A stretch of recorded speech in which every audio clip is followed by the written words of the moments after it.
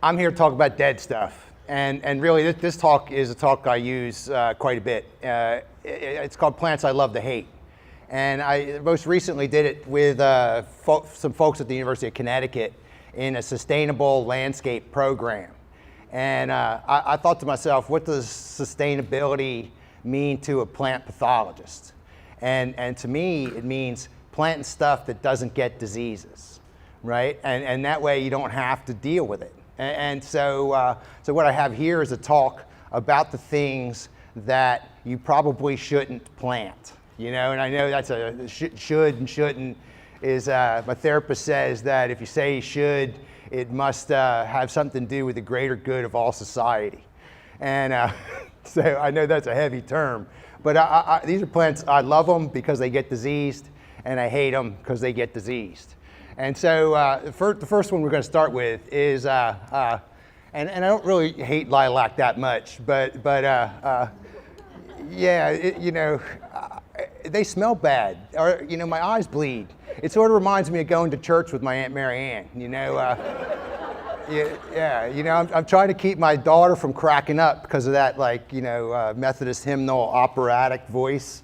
And then my eyes are bleeding because of the floral scent, So it's a tough plant, really. But the thing about lilac, I mean, as beautiful as they are, is we grow lilac so we can have powdery mildew, right? And so powdery mildew is, and you might have heard of this powdery mildew already this morning in the vegetable talk, or whenever you have a vegetable talk. But powdery mildews are real common diseases in the landscape.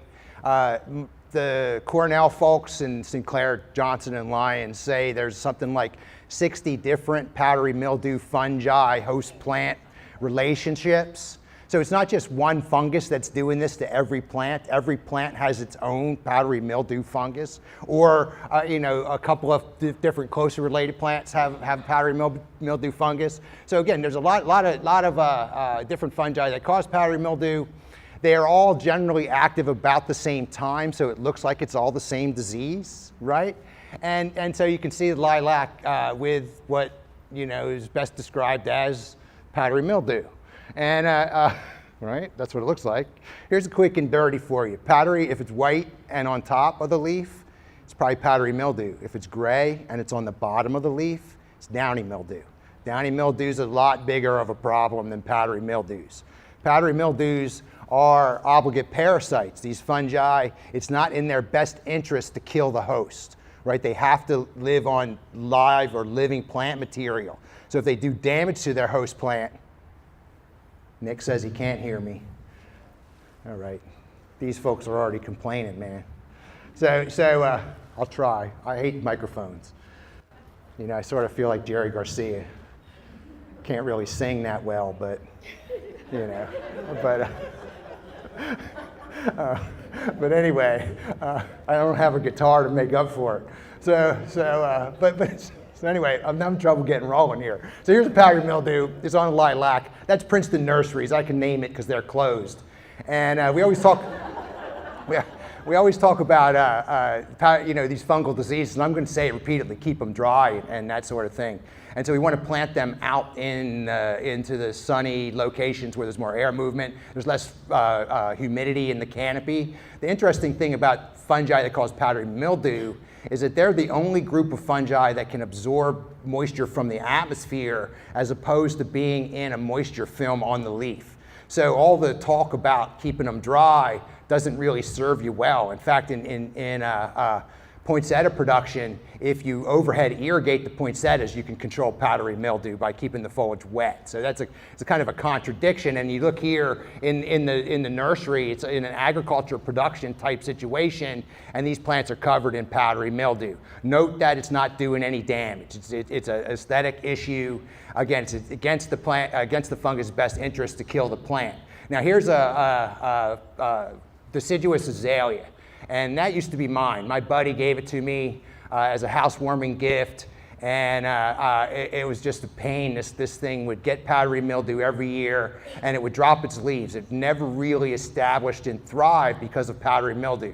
And that's the other point. Some of the powdery mildew plant combinations have a little bit more significant impact on their host than some of the other ones, like the lilac powdery mildew doesn't hurt it that much. In this case, it would defoliate the plant and we had problems, and what I wound up having to do was treat it with a fungicide, right? So some gift that was. And so again, you're going to look at these. Here's outside my lab. This is witch hazel with powdery mildew. Note that the fungus is very dense on the foliage, easy to identify, right? You see it, powdery mildew. None of you guys should need me in my lab for powdery mildew diagnosis. Shade trees get it.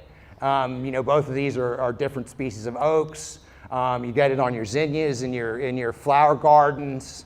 Not an uncommon. Here it is on dogwood.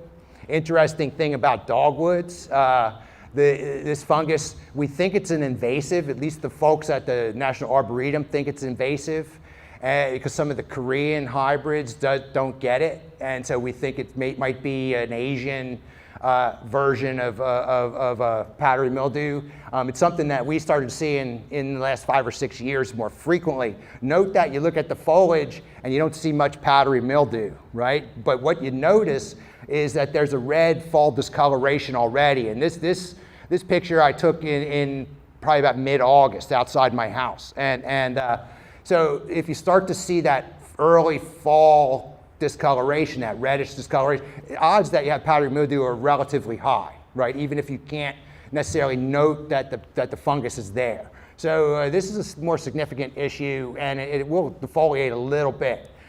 Here it is what is that, sycamore from the gardens. I think I took this about mid-June a couple of years ago, or I took it, Sabrina took it a couple of years ago. And if you get early outbreaks, you'll get a little bit of deformation of the expanding leaf. So again, a lot of different types of symptoms here. What's that, peony? Is that peony?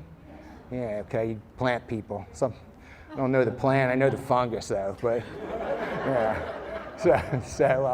That's funny, because that's in my aunt's garden. So, inside and out. And so here's a sedum. Just note that it's more serious here. It tears up on these things. And if you get close, you start seeing the fungus, right? So you start to zoom in and get close. Remember, we look at symptoms first, we describe symptoms, and then we try to find the sign to confirm what we're looking at. We get a little bit closer and you see the fuzz. And this is a superficial fungus. It grows on the leaf surface. It has a structure called a hostorium that pushes down into cells and absorbs nutrition here, and it makes conidia, or chains of spores that perpetuate the disease within the planting during the season.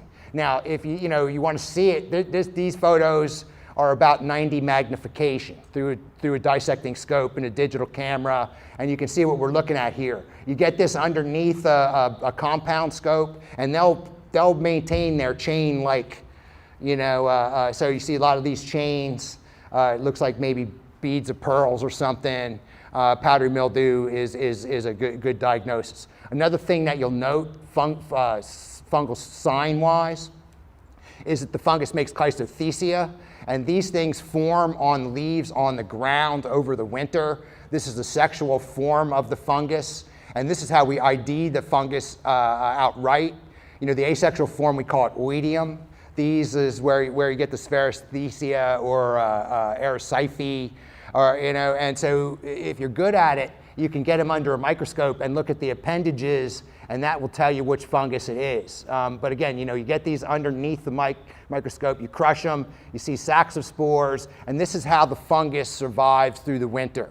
And these things in the spring will swell up and burst open and forcibly eject those sacs of spores, and that's what gets the disease started in the spring. But again, they look a little bit like pepper in some flour on top of your leaf blades. And again, that's how you ID it for sure. So what are we going to do, right? So maintain plant vigor with sound cultural practice. All right, so that's a gross generalization for fertilize, irrigate, and prune appropriately, right? Use the plant in the right spot for the right intended use. I think pre-planting is really, really important, right? And so you got to understand what your plant is capable of and try to maximize its opportunity for growth. Sound okay to you guys? Right? So avoid wet foliage. I already told you this is a contradiction here, but this is a generalized thing too. We want to keep it dry. All fungi, you know, are stimulated by free moisture, right? In this case, it doesn't have to have a moisture film, but high humidity is important for the fungus. So if you have an overplanted landscape, right? I've said this maybe in some of the other programs before. I walked around in my neighborhood. It was planted in 1984. It's a condo neighborhood. I walked around with the arborists, and me and Pepper, we think we can cut down 30% of the plant material, and none of my neighbors would notice, right? So you know, pruning and removing, getting air circulation and light penetration and movement and overplanting. You know, it's a good. You know, most commercial landscapes are designed to be torn out and redone about every 10 years. So, you know, if you're in the Four Seasons of Jackson or something and you've been there since 1985, time to rip everything out, start over, right? Yeah, did you see your HOA fee double? Yeah, so her eyes just popped out of her mouth. Okay, so that's something. Remove affected plant material, and I'll come back to this. I got a story about this, but with this, you know, the fungus does overwinter on the foliage on the ground. So if you remove that, you may be able to impact the disease a little bit, right? So you know, fall cleanups are good. We recommend doing that. Sanitation's okay, but again, I'll come back to that. Timely fungicide treatments on important shrubs, right? So here's why, you know, maybe you don't want to use one of these. You know, you get powdery mildew all the time, like my rhododendron. It's dropping leaves, it's not thriving. You know, what I would do is when the disease started, I would mix up DMI fungicide or sterile inhibitor like propiconazole in a bucket and just drench the plant. Usually one treatment when the disease starts would be enough to get the shrub through, you know, the summer months. You know, and it started to thrive then, but again, I had to treat it, I had to spend money on it, you know, and right, it's more fun watching it die, you know, but you know, but you know, you can fix this pretty easy. The fungicides that are available at your big box stores or your local ag supply stores are available. You know, thiophanate methyl, propiconazole, myclobutanyl. Those materials will work really well for this. So again, you know, you got to spray. So we move on to crab apples. Yeah, I hate crab apples, and they're so ugly. You know, they look like they have flowers for what, like a week, right? And so, yeah, crab apples. And so the thing about crab apples is they get apple scab. And what a great season for leaf diseases. The apple scab is wicked right now. It's unbelievable how great it is just walking the dog. If you follow me on Twitter, it's like every other day I'm tweeting a disease right outside my door. You know, it's incredible. It's a good year for it. Good year for apple scab. Fungus called Venturi inequalis. You can see it gets on some other rosaceous hosts here. We primarily see it on the apples and the crabs. You know, these other plants are on the host list, but I don't see the disease on them so readily. So what you see is the leaf spot, right? So these fungi, they're active in the spring. Long periods of cool, wet weather stimulate the fungus. The infection period is when the leaves are soft and succulent and expanding. They're susceptible in that phase. So that's when the disease starts, right? And so eventually these scabby leaves will start to senesce and drop. This is a condition that's not normally found with most of the leaf diseases. If you look at the red maples right now, they're covered with phyllosticta leaf spot. It looks like they got the measles or something. None of the leaves are going to fall off. It's like no big deal. It's only aesthetic. With apple scab, it's a little bit more severe because the fungus that causes apple scab takes a little bit more carbohydrate from the plant and then maintains its growth throughout the season. Phyllosticta stops when it dries out and warms up. Apple scab keeps going, right? And so we start to lose leaves, right? And the plant responds to that by making new foliage, right? So it defoliates in the spring and the plant starts to make another set of leaves. Now the scabby leaves, I don't know if it shows up real well here. You know, these scabby leaves are covered with the asexual form of the fungus, Fusicladium, and it's an open like plate with stalks with spores on it. So every time a raindrop hits that, it bounces spores off it, right? So it's making these spores all season, and it's bouncing off, and the tree is making new growth that's soft and succulent and expanding and reinfects the new growth, right? Kind of follow how there's a cycle going here, and little by little, the fungus starts to win, right? The tree can't replace the leaves as fast as the fungus takes them, and the tree starts to look uglier and look uglier and look uglier until at the end of the season, you know, by midsummer, you know, they're defoliated, right? So ask yourself this, is, you know, that week of flowers worth most of the season looking like that, right? Or like this, you know, just walking around Heightstown, you know, taking pictures of people's houses, you know, right? There's a long-haired guy with a camera outside my house. You know? Yeah. Look, he's got burglary tools, because I almost always have a pair of clippers too, you know. So it's so again, you know, I took this in September. It's over at Montgomery High School. Again, it's you know, the trees look crummy all year long, right? Mercer County Park. And so the thing about scab is, right, it gets on the fruit too, right? And so it's going to knock the fruit off, and the fruit are going to fall on the ground, right? And on the ground, the fungus has sex, and we get parathecia. And parathecia has a little hole in the top. It's not an enclosed one like a cleistothecia. And these things are saxospores, and in the spring, again, they shoot, are forcibly ejected, and that starts the disease at bud break and perpetuates it, right? So we have the in-season cycle with the scabby leaves and the asexual form, and the overwintering big cycle with the you guys getting this? Right, with the parathecia, and so you got to pick up the apples too, you know, and that's why you don't want to buy them at Whole Foods, because they got scab on them, right? You're looking at every one just in case, right? And yeah, you guys, Whole Foods, Amazon now, right? Amazon Prime will deliver your scabby apple, and so anyway.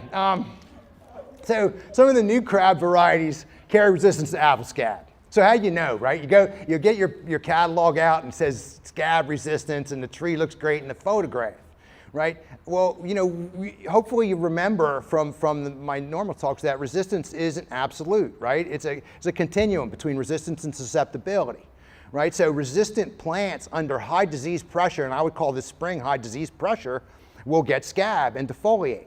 So if you want to buy crabs and you want to get a resistant one, go to the nursery in like the middle of August and see which varieties still have leaves on them, right? That's the only certain way. I've been at Princeton nurseries, and this row has none, and this row has them, and this row has none.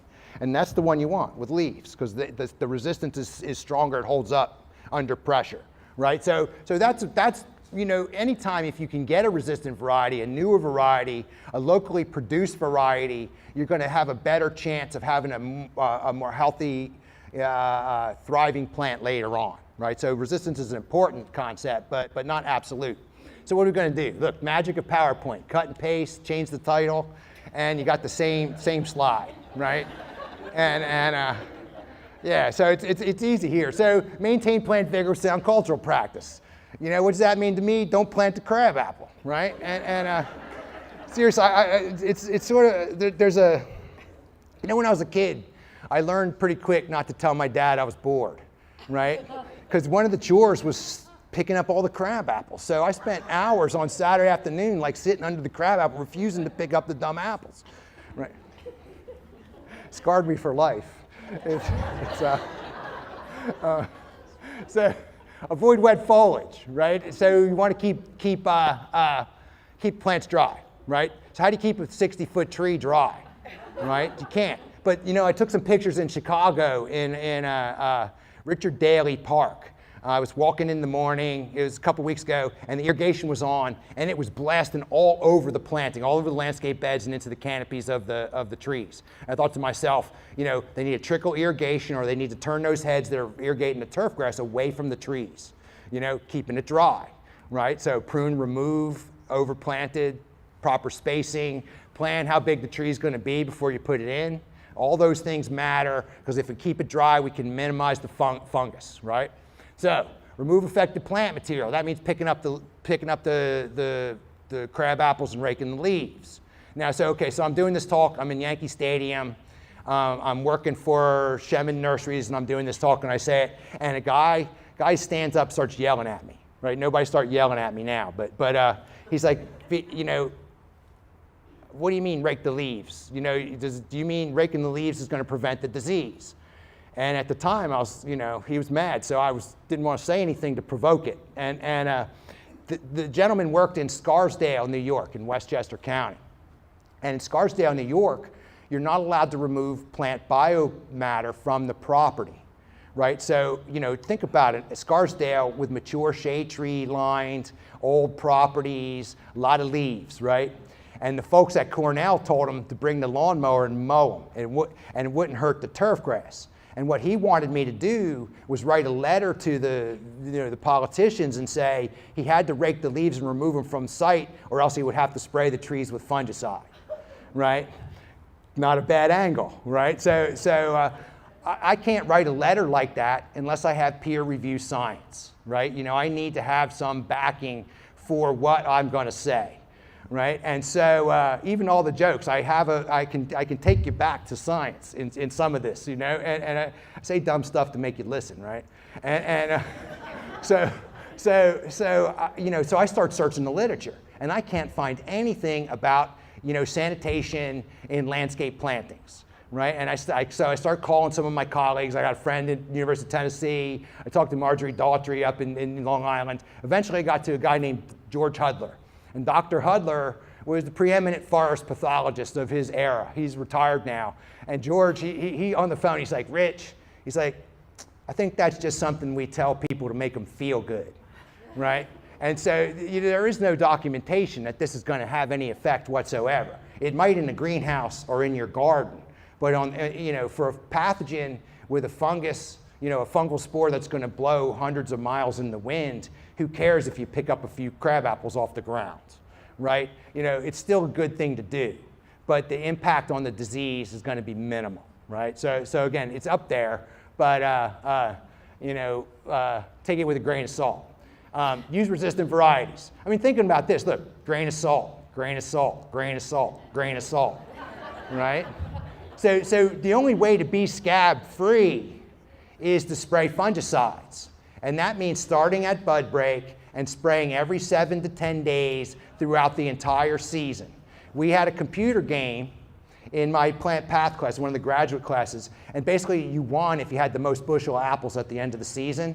And I found out real quick, spray every Monday with chlorothalonil and I could win, right? It's spraying every Monday. So even those organic apples that you're getting are sprayed every Monday with copper. And those apples that aren't organic are sprayed every Monday with copper, because copper works and it's cheap and it's on the OMRI list too. Yeah, you just pay double to get apples sprayed with copper, and but again, so thinking about that, is those flowers worth spraying every week, or a tree with no leaves? So plants I love to hate. You know, you also note that apples get rust, cedar apple rust. Good year for rusts. So this is a heteroecious macrocyclic rust or microcyclic rust. It's missing the spore stage. So here's where you see first, right? Pycnia, right? And then you also have a spore stage on the juniperous host. This is usually on apples. It says rosaceous, but we usually see this one on apples. And starts like this. In the spring, a spore called a Botryosphaeria blows to the apple at the same time the leaf's expanding, same time it's getting infected with scab, right? And so you get these brown spots, and in the spots, a structure called a pycnia forms. And pycnia are male and female, and they're on the tops of the leaves. And pycnia, it's interesting because they're kind of slimy. They ooze a little bit, and the ooze is attractive to insects. And insects come and feed on the ooze and spread the spores, the male and the female, back. And so they mate that way with a little help from an insect. And after they mate, the fungus grows through the leaf and out the bottom and forms a structure called an ascia, right? And inside the ascia are ascia spores. And as that happens, those brown spots start to turn rusty colored. yellow, orange, or red, and you turn the leaves over, and you see the ACF coming out the bottom, right? And yeah, so we're starting, if you look at the rusts now, we're in the process of ACF formation, right? Because if you think about a conifer, conifers are about to break and grow. They've started depending on which one, but you'll see new growth on junipers and taxus and that sort of stuff now coming up, right? And so the acea spores are dropping out of the acea and flying to the juniperous host, infecting the new growth, and over about 21 to 24 months, you get these galls. You can see them here, about the size of a golf ball. So 2 years from now, right, on the juniper, this year was a little bit early. I would have said normally Mother's Day, but it was in April this year. You're going to see this, right? We've all seen this particular picture, right? And these things, are about the size of a tennis ball, and that's what we call a telia, right? And so it doesn't hurt the tree that much, right? And this is a tree in my neighborhood. My neighborhood was planted in the 80s when junipers and apples and pears were really popular landscape plants. And so we got really excellent cases of disease in there. And you back up to that tree, and it's like Christmas in spring,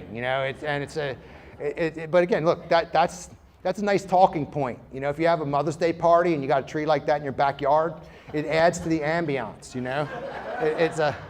It's a good disease. So you scrape those things, and so here's what the telia are. Now they're loose because we just scraped it under a microscope, right? They don't fly anywhere. What they do is they germinate into a basidium. This is what happens inside the gills of a mushroom. And you get this basidium, and it makes basidiospores. And the basidiospores, right, it's happening in the spring about the same time as bud break of the apple, fly to the apple and perpetuate the disease. Kind of follow that? Right? So that's cedar apple rust. What are we going to do about it? You treat it like a leaf disease. There's not much you can do. Cut it up, break the leaves. Don't plant junipers and apples in the same landscape, right? Separate alternate. That's a dumb thing to say, because those acea spores will blow like 500 miles.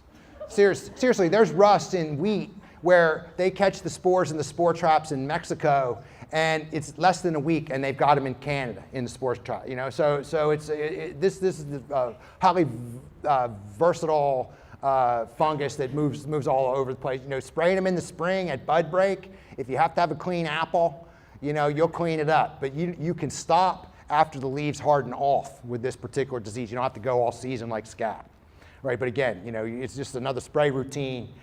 Here's another rust, just to move on. Joe Bischoff discovered this at his parents' house up in Sussex County. And Joe went to school with Sabrina. And Joe became a tree guy, worked for Tree Tech. You guys might have heard Tree Tech. And Joe used to come into the lab with twigs, and we'd make fun of him all the time, because he had dead twigs, and he went to school with Sabrina. And Joe decided to go back to school and got a job at the USDA with his freshly minted mycology PhD, and he was the national fungal identifier. And guess what happened? Whenever I had something I didn't know, I had to send it to Joe. Yeah, so it all came back. And Joe came home to visit his mom and discovered a new disease in New Jersey. And the only difference between cedar apple rust and Japanese cedar apple rust is it's red, really. That's the only way to tell them apart. But just so you know, fire blight too. Fire blight gets on apples, and I'm going to save fire blight for pear. I tweeted the picture. If you follow me on Twitter, I tweeted the picture of an apple with apple scab this morning that I just saw. I didn't have time to get it off my phone and into the talk. It's a lot better than that picture. But again, speaking of fire blight, we're going on to pear. Notice, I don't have any good pictures of healthy plants. Yeah, I hate pears a lot. I think they stink. It smells like vomit, it's like bad. And so here it is, pear off the interweb.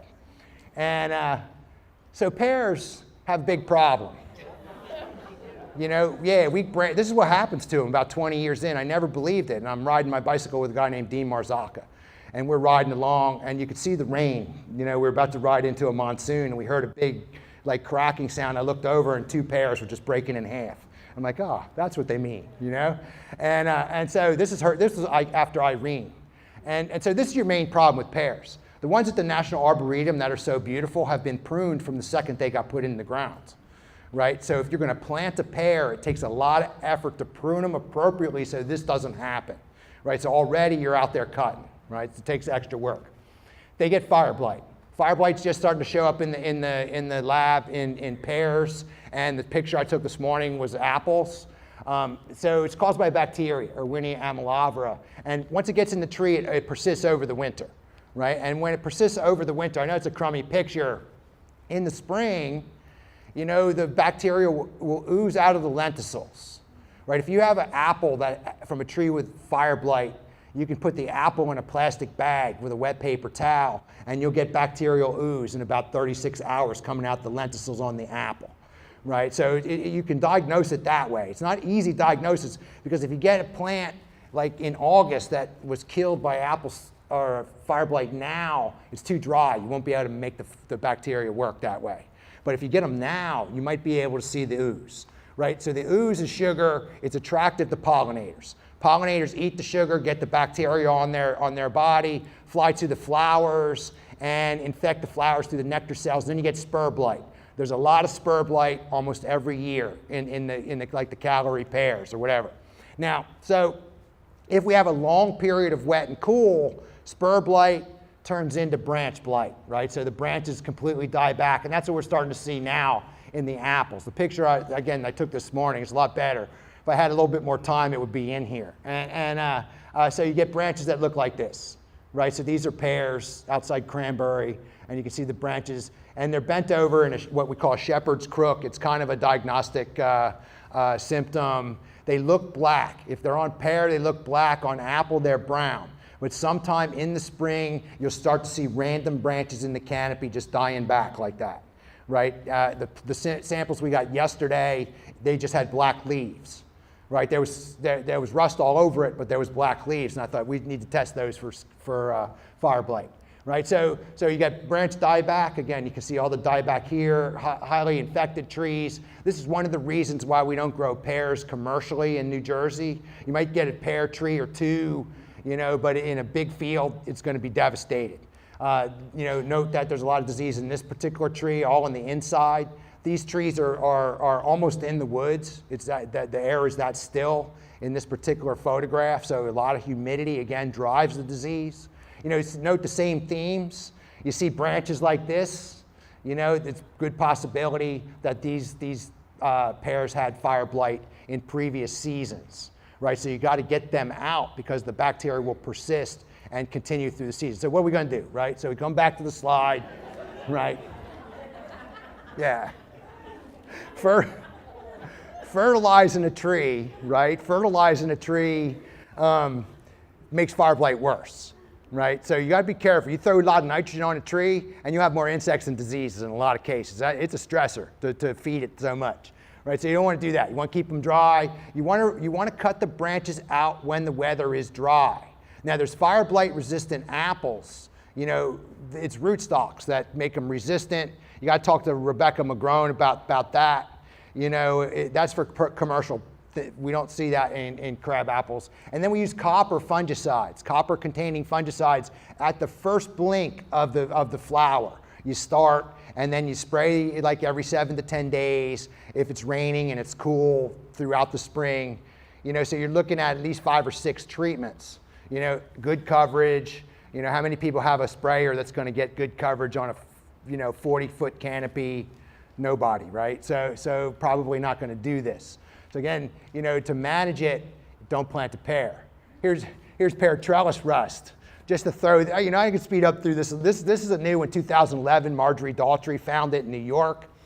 Nickel liked these photographs because we went to a site, and again, you see the Pickney on Bradford pear. Chanticleer is susceptible to landscape folks like Chanticleer for some reason, and so you can see the Pickney on there. The interesting thing about this is one we sent to the USDA. We couldn't figure it out because it didn't make the ASIA, right? We couldn't see the ACEA. We could never figure out what rust it was. It was new, and it wasn't making the ACEA, and we pretended it was Hawthorn Rust, and it makes the ACEA late in the season. I have pictures of the ACEA from leaves we picked up off the ground in the fall, right? So if you can't find the ACEA, then it might be pear trellis rust. It's kind of the quick and dirty, right? And so the ACEA should be on the bottom.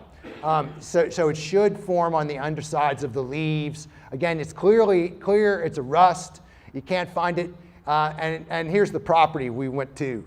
Rust, this is like a job security property. Whoever planted this knew he was going to have to come back and prune and spray these things, right? And then cut them down and replace them after 20 years, like send his kid to college. And so, yeah, this is a disaster for like a lot of reasons. Besides, it's ugly. But anyway, you guys don't think it's ugly, do you? It's pretty cool when it's all flowering for that week. Yeah, I have to admit, just hold your nose driving up the driveway, and it's but we don't want to plant much. So here's the ACEA. Suppose it looked like a trellis, right? So I don't know. Imagine a trellis, and you see the ACEA spores, and these things blow all over the place to the juniperous host, and we get a telia on the juniperous host that looks something like this, but no one's ever found and confirmed a telia for this particular disease in the United States. We know it has to be out there, but we have never found one. No one's documented that's what it was. So, you know, you see orange slime on a juniper, maybe you'll be the first one, right? So all right, so what are we gonna do? Do I have to say this again? No, I don't have to say any of this again, right? You get the message for lawn and landscape, you know, and look, this is the same talk I tell the professional guys too. If I'm talking to certified tree experts or ISA, I'm saying the same stuff, right? So there's no special magic about having a spray rig. It just costs money, right? And you're spraying fungicides, and so you have a few less spots. You know, sometimes the spots make it what it is. It's better that way, right? And so quince rust, you know, here's the thing about quince rust. Gets on pear, there's the ACEA on the fruit, right? This is a Twitter picture I tweeted on Sunday. Look, there's the fruit, there's quince rust. That's in my neighborhood. That's how active these fungi are this year. It's just excellent spring for it, right? Here's Hawthorn Rust, you know, so pears suddenly starting to get a lot of diseases. It gets Entomosporium leaf spot. You know, if I was talking about Entomosporium, I'd be showing you Photinia and sourwood and talking about it like I was talking about apple scab, right? So, you know, if I can do an hour on a single plant, it's a problem, right? So here's Pear Anthracnose. You know, we can start to expand and be here until like 2. And all right, so Doug fir. I got a few more and not much time, right? How much time do I have? 15 minutes? All right, I'll go fast. So technically I have 5, but you guys don't have to eat, right? and so here's Doug fir. I hate Doug firs. I have an hour-long talk for Christmas tree growers, breaking our love affair with Douglas fir, right? And I have a picture of my daughter hugging the Christmas tree. And so, but anyway, so this is why rhabdocline gets needle casts. And rhabdocline is specific to Doug fir, right? And note that the tree is brown. All those needles are going to fall off. And so it starts in the spring. When the new growth is expanding in the spring, the fungus is attacking the new growth. And by about Christmas time, it starts to turn yellow. So you got these yellow spots. And you follow it through the winter, and those yellow spots start turning brown, right? So sometime in late spring or late winter, early spring, you're going to have brown or purplish spots.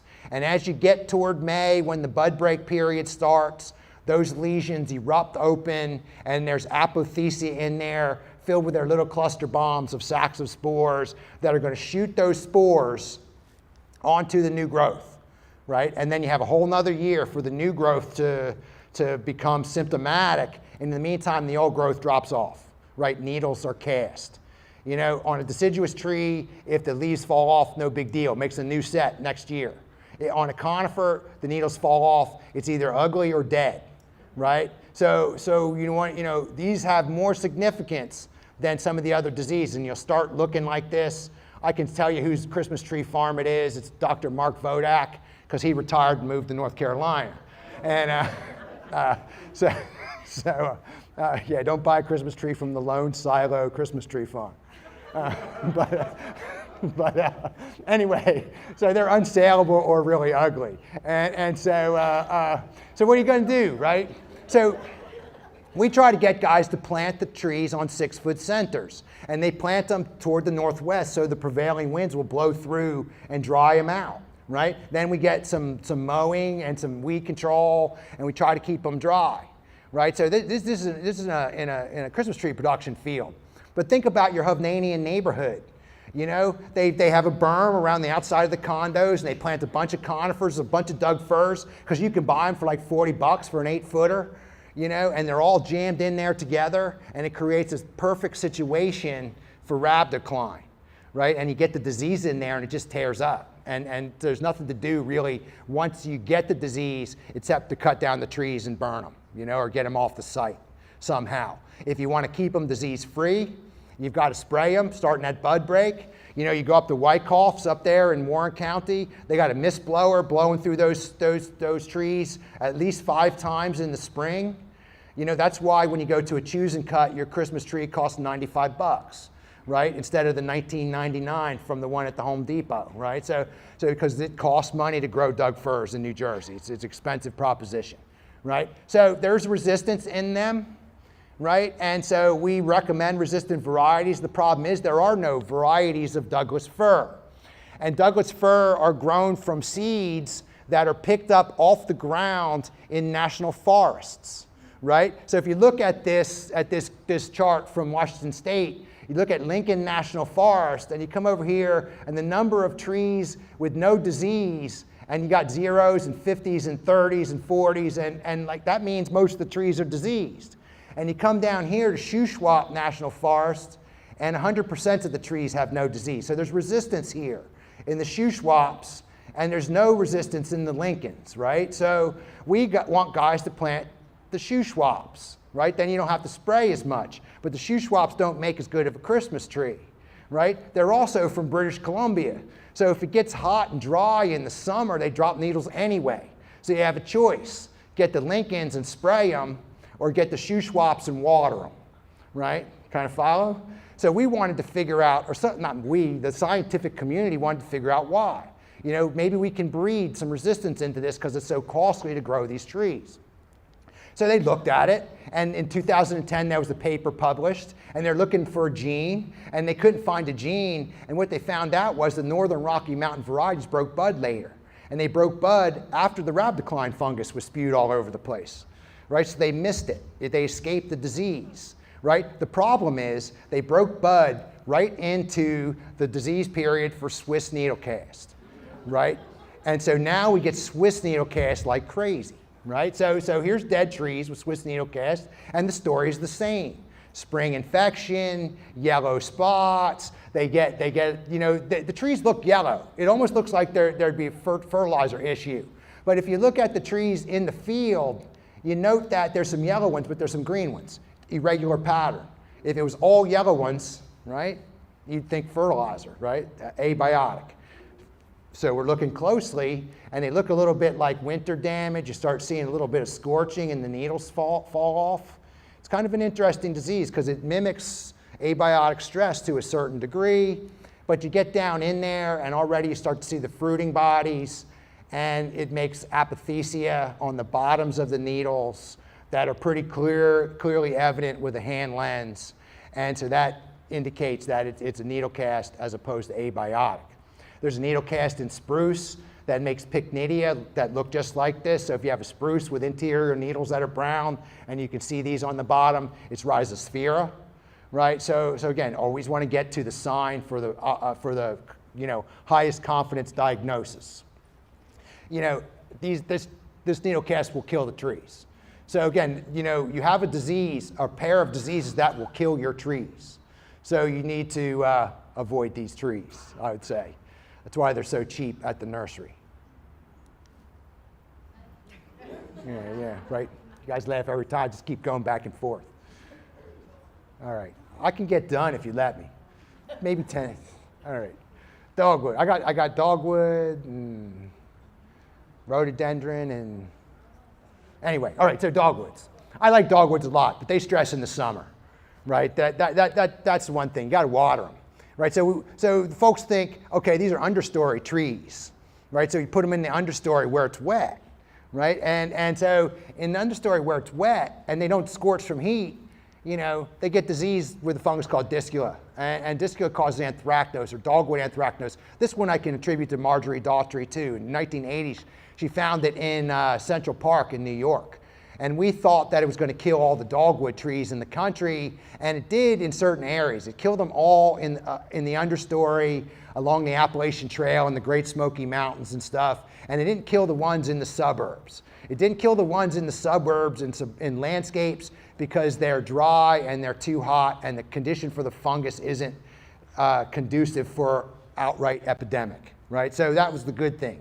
The other good thing that happened because of this disease is Elwyn Orton started to breed, you know, the Cornus Cusa, you know, with the Florida dogwoods, and we have all kinds of awesome varieties of you know, these Cusa hybrids with Florida type flowers that don't get this disease, right? You know, one of the most recent introductions was Scarlet Fire, you guys, the pink one, which every one of my Deadhead friends wants one. Right, I don't know if you guys are great. There's a guy with a Grateful Dead shirt on back there, but you know, there's a song segue that the Grateful Dead do called Scarlet Begonias, Fire on the Mountain. It's about 30 minutes of music, but we all call it Scarlet Fire. And so, oh, Scarlet Fire, gotta get one of them trees, because we all got Scarlet Begonias planted too, right? So, but anyway, just a side note. I see a couple smiles. You know, I got a lot of side notes. I can't get to the end. So. Right, so here it is. Anthracnose is wicked this year in a lot of different plants. You see it in sycamore, see it in ash, see it in maple, see it in oak, all different fungi like the powdery mildew story.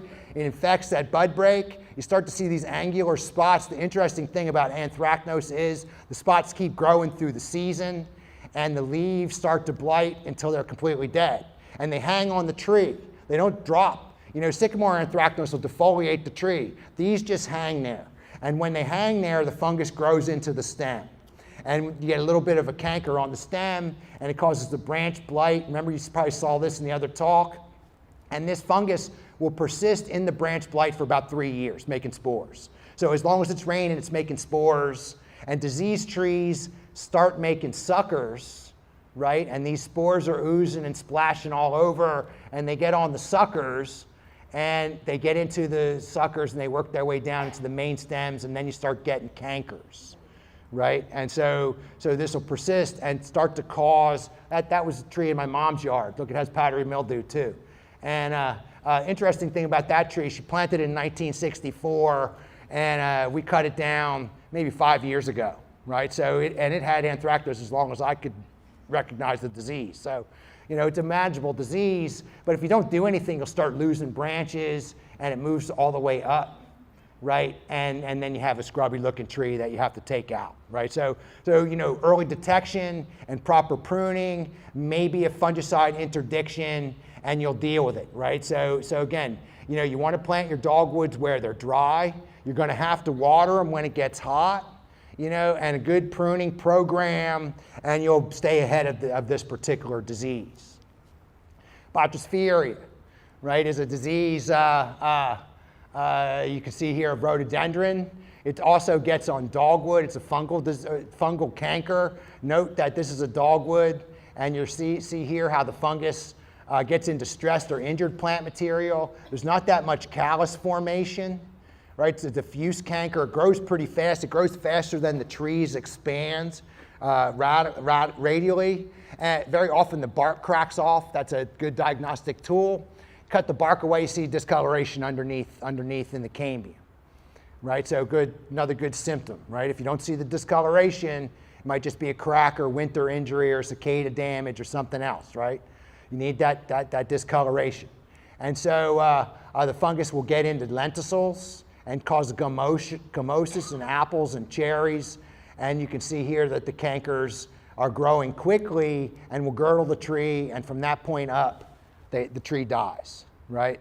So again, early detection is important here. You all seen this one before, and you follow that branch back, and there's the canker in the main stem. You should have cut bait somewhere here and started to prune it out. You wait for this dead plant material to miraculously come back alive, and then the whole tree's dead, right?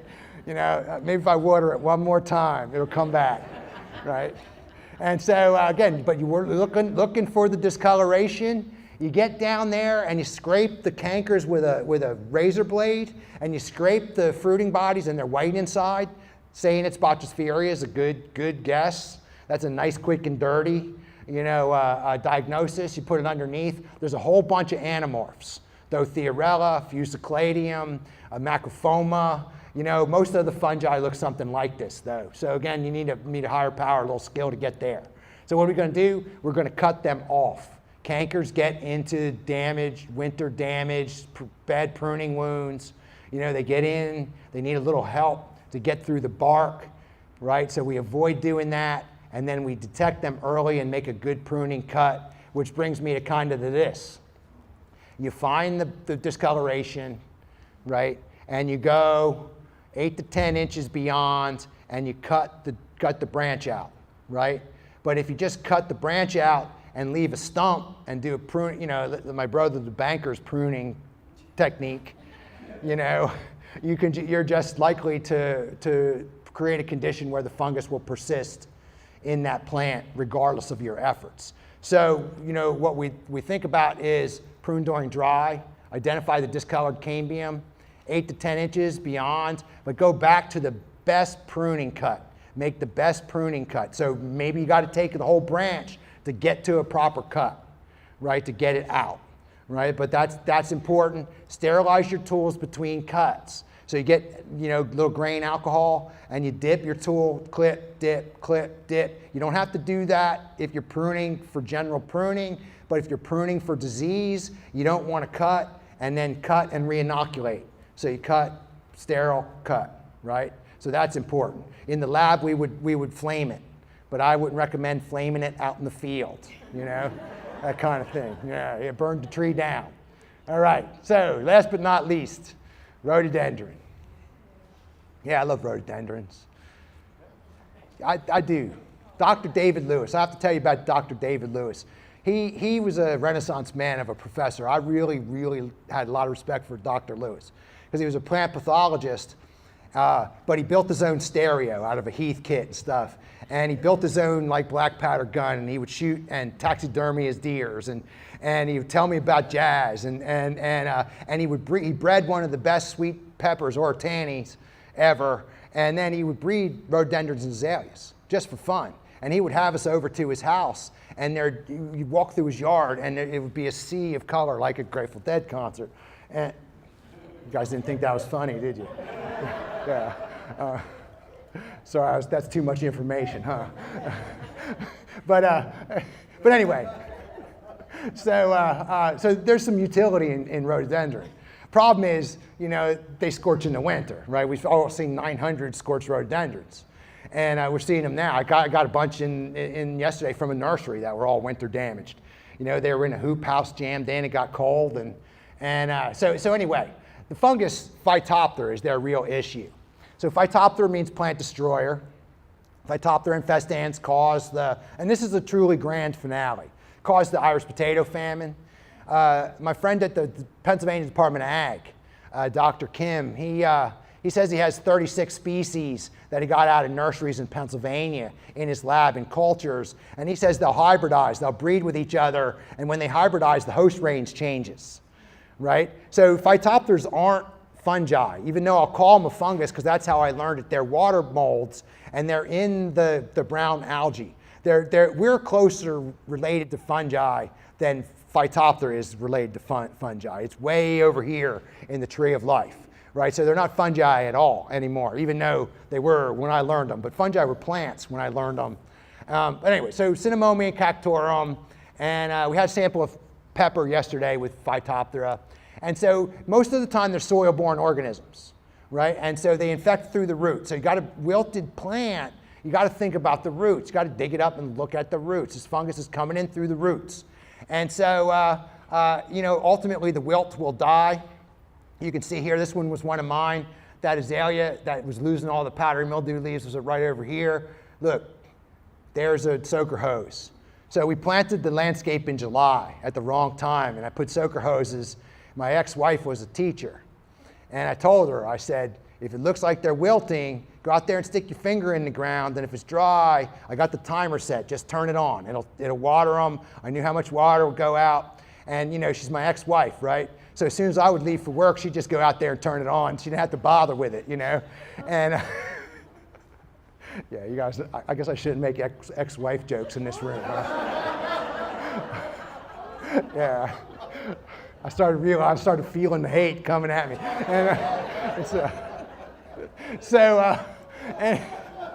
And you see the result, right? She killed all my roadies. And so here's how it works, right? It goes from here to here, about 6 to 8 weeks. And think about this, right? I've said this many times, right? Somewhere here, you have to cut bait, pull them out, look at the root system before you get here. If you wait here, it's going to spread. It's going to move down the landscape. And when someone comes in my office, they say, I planted a forsythia, it died. I planted a rhododendron, it died. I planted a yew, it died. I planted a knockout rose, it died. It's Phytophthora every time when I hear that story. Right? So keep that in mind. It'll live in the ground about 2 to 3 years in the absence of the host.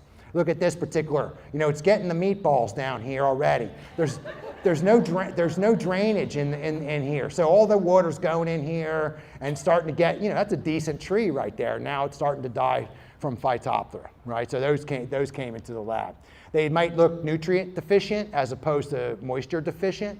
So you want, again, you got a root biomass. If every tree in the field is yellow, maybe you need a soil test. If it's just a couple, take a closer look. Sacrifice one for the good of the many. Yank it out and look at the roots, right? So, again, I just put this in because this is a winter injured tree, and that's a drought stressed tree. Look, and again, look how similar it looks to Phytophthora. So always examining the entire plant is an important part of a solid diagnosis, right? So don't be afraid to pull them out. It kills large trees, right? You sometimes see bleeding at the base, in a number of deciduous trees, you'll see bleeding like that. And you go to a particular, like a cherry here, you see bleeding, and you cut the bark away from the cherry, and you see reddish brown discoloration, right? No, so this particular sample is significant. This is Princeton Nurseries, and they had a huge problem with Phytophthora. All the nursery growers do. And what we did was we took pears and we threw them into the pond where they were getting their irrigation water, and we caught the Phytophthora. It lived in the pond. And then we isolated it from here. It was the same fungus, right? So every time they watered with water that had the fungus in it, right? So constantly they were battling this disease. Now the nurseries pump the water out of the ponds into a giant tank and use ultraviolet light to sterilize it and then pump it out through their irrigation systems.